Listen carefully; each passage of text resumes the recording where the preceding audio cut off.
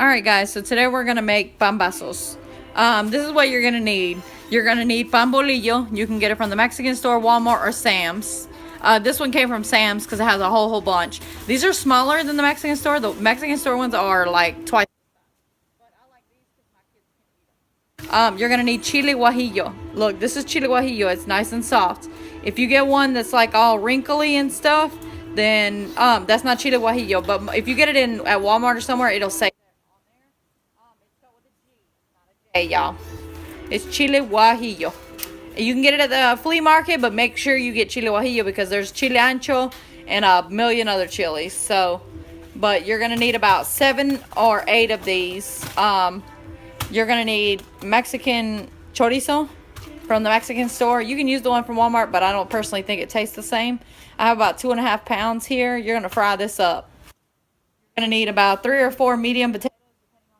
Make y'all, if you make extra, it's not a big deal. You can turn around and put it in tacos or empanadas, and I'll make videos making those later.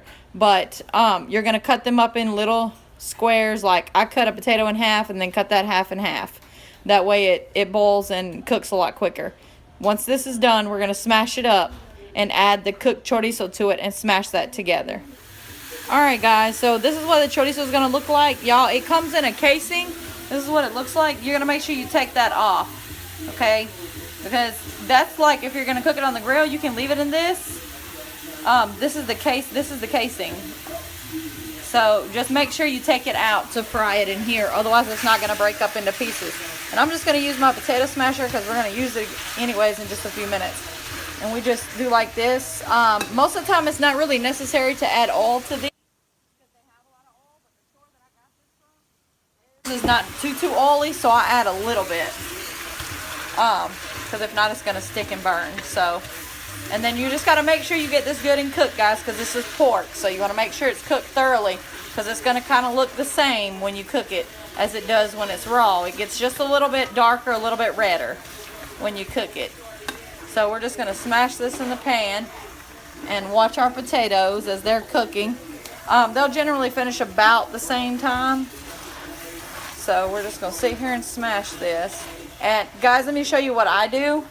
I take these chilies and you're going to clean them out on the inside. And then I drop them down in the same pot as my potatoes. Just not to dirty up another one because why? It's all going to get mixed together anyways. So this right here, you have to rip the top off of it. And inside, they're really easy. And inside there's a bunch of seeds. So you want to make sure you get all those out and all of the vein out, because that's the hot part. So if you really don't want it spicy, then you want to make sure you get it out. But these peppers aren't too spicy in their own. So if you get them from the flea market, I don't know why, but they tend to be a little bit more spicy than at Walmart. I guess it's just where they come from. But you want to clean these off and clean them out and boil them until they're soft.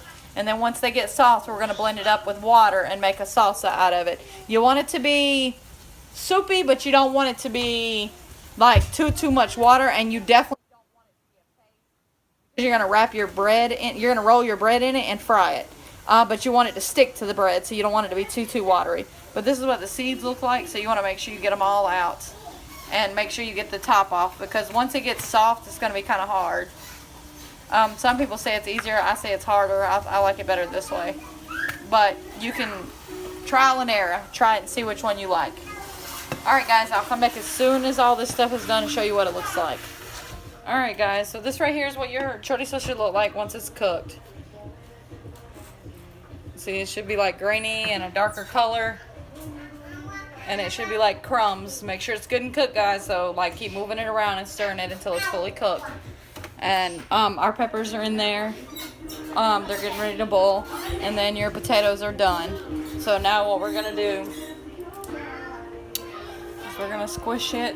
And we're going to add a little bit of salt. Not too much because sausage has some salt in it. So we're just going to add a little bit. So that when we squish it, it kind of combines. Because I don't add it when I boil it because I add my peppers to there. So I add it once it's done. So we're going to squish this and then we're going to add our chorizo.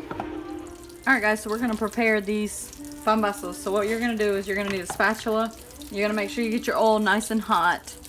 And you're gonna take these and you're gonna cut them like sandwiches. You can remove this if you want to. I don't, but it's personal preference. You're gonna take this and you're gonna put it in your pepper, in your chili, and move it around. Make sure you get it fully coated. See how it's not too watery, but not too thick. And then once it's fully coated, you don't want it on the inside, so we're just gonna keep it closed. We're just gonna put it down in the oil. Make sure your oil is good and hot, or it will stick to the bottom and absorb oil. That's what it will sit there and do, because it's bread. But it like cures as soon as it hits if it's hot enough. And then I'll go ahead and drop a second one down in there. And then we're just gonna flip it. I like mine toasty on both sides, but it's totally up to you how you make them. This right here is what it'll look like once it's been fried, and then this is good to go. If you want to take it out of the oil and put it on the comal and toast it a little bit more, you can, or you can just eat it just like this. Totally up to you.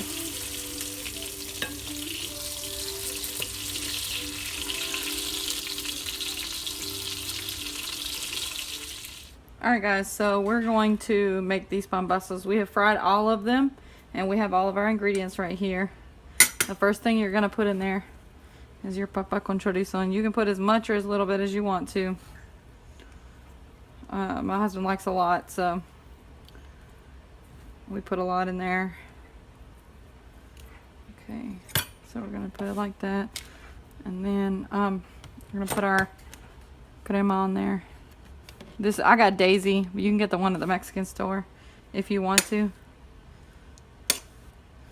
And we're just going to put that on there like this. Y'all, this is a very messy dish. So let me tell you, if you make this neatly, then it's not going to taste good. Okay. We're going to add our lettuce. I'm going to chop that up. And then here is, we're going to put some cheese on here. You can add queso fresco, or you can use mozzarella. I have mozzarella, so that's what I'm using right now. And you can add salsa to this, and this right here is your pambazo. Yummy. Nice and cooked. Alright guys, you can add salsa if you want to. If not, that's totally fine.